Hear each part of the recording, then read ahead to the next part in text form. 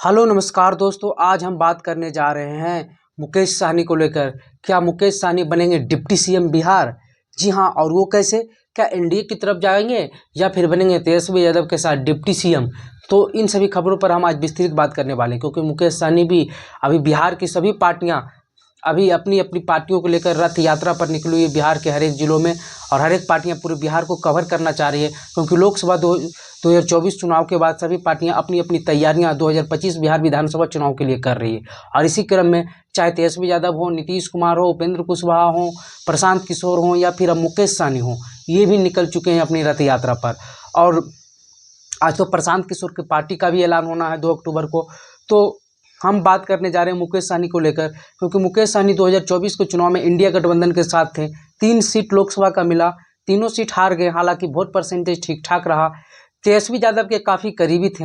हालांकि जब उनके पिताजी की मृत्यु हुई और उसके बाद काफ़ी खबरें उड़ने लगी कि तेजस्वी यादव और मुकेश सहनी में बन नहीं रही है। तेजस्वी यादव काफ़ी लेट उनके पिताजी की मृत्यु के बाद मुकेश सहनी से मिलने पहुंचे। दोनों के बीच कोऑर्डिनेशन टूटने की भी बातें आई। लेकिन अभी जो खबरें आ रही है बीजेपी से विजय कुमार सिन्हा पर उनके पार्टी के नेताओं ने जो बार पलटवार चल रहा है, और बीजेपी से दूरियां बढ़ती फिर से दिख रही है। हालांकि बीच में ऐसी खबरें चली थी कि मुकेश सहनी और बीजेपी हो सकता है गठबंधन कर ले, और बीजेपी जो है मुकेश सहनी को भी अपने साथ लाना इसलिए चाहती है क्योंकि मुकेश सहनी को पता है कि वो अपने सर्टेन जाति के लिए तो नेता बन ही गए हैं, खास करके सहनी जाति के लिए जो भी 2-3% वोट हैं, और ये सच्चाई भी है। और बीजेपी अपने साथ जोड़ना चाहती है क्योंकि वो वोट बैंक पहले से बीजेपी के साथ थी, क्योंकि ईबीसी में आते हैं, और बीजेपी इसीलिए मुकेश सहनी को काफ़ी कोशिश किया। लेकिन अभी जो परिस्थितियां नज़र आ रही है, उस परिस्थिति में मुकेश सहनी अभी इंडिया गठबंधन के ही साथ जुड़ते हुए नजर आ रहे हैं, और तेजस्वी यादव की बड़ाई भी करते हुए दिख रहे हैं।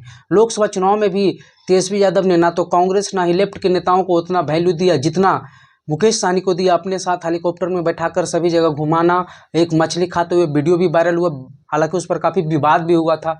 तो मुकेश सहनी की नज़दीकियाँ इसलिए बढ़ती हुई तेजस्वी से दिख रही है। और कहा यह जा रहा है कि 2025 के चुनाव में अगर आरजेडी गठबंधन जीतती है, यूँ कहें तो महागठबंधन जीतती है, तो मुकेश सहनी उप मुख्यमंत्री होंगे। तो क्या ये सच है? क्या ऐसा हो जाएगा? कांग्रेस नहीं विरोध करेगी, लेफ्ट नहीं कुछ बोलेगी? तो जी हाँ, ऐसा हो सकता है। उसका कारण भी हम आपको बताते हैं क्यों हो सकता है। क्योंकि कांग्रेस 2020 के चुनाव में 70 सीटें लड़ी थी और जीती 19 थी।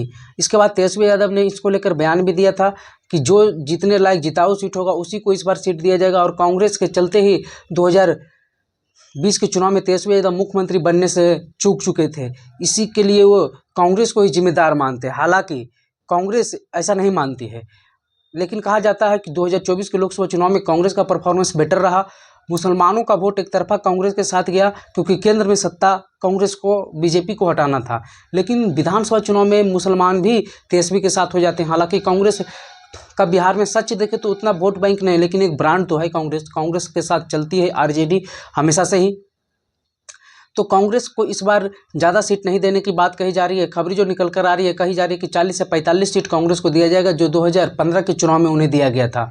और मुकेश सहनी को 11 सीट तो वो एनडीए में थे 2020 में, तभी मिल गया था। इस बार कहा जा रहा है 25 सीट लगभग मुकेश सहनी को मिल सकता है, और जो लेफ्ट है उसको उसी के अनुसार जो क्रमागत होगा। लेकिन बात यहाँ मुकेश सहनी और कांग्रेस की आ रही है, तो जब 25 सीट पर लड़ेंगे मुकेश सहनी, तो उप मुख्यमंत्री कैसे बनेंगे? उससे तो ज़्यादा कांग्रेस, तो कांग्रेस कैसे नहीं बनेंगी? तो ऐसा बहुत बार होता है कम सीटें पर लाकर, क्योंकि वोट बैंक को एकत्रित करना। मुकेश सहनी के पास जो है उसी पर मुकेश सहनी के चेहरा पर ही वोट बैंक है। कांग्रेस के पास बहुत सारे कांग्रेस के नेता बिहार में, कोई ऐसा एक नेता नहीं है बिहार कांग्रेस में जो अपने दम पर कोई 1-1.5% वोट ला सके। तो इसलिए मुकेश सहनी को बनाना तेजस्वी की मजबूरी है, और ईबीसी जाति से भी आते हैं, और तेजस्वी की भी पूरी मन है। हालांकि जब उन्हें बनाएंगे तो मुसलमानों में भी एक सवाल उठेगा कि हम लोग को क्यों नहीं। तो कहा यह जा रहा है कि 2 उप मुख्यमंत्री बनाएंगे, जैसे अभी बीजेपी बनाए हुए हैं, एक मुस्लिम को कर देंगे अल्पसंख्यक को, और एक मुकेश सहनी को कर देंगे। और इसी फॉर्मूले पर तेजस्वी यादव काम कर रहे हैं। और मुकेश सहनी ने यह बात खुद बोले हैं, जब यात्रा शुरू करने वाले हैं पूरे बिहार के, तो उन्होंने बोला है कि तेजस्वी यादव मुख्यमंत्री रहेंगे और हम उप मुख्यमंत्री बनेंगे अगर महागठबंधन जीतता है तो ये मुकेश सहनी के मुंह से निकला हुआ बयान है।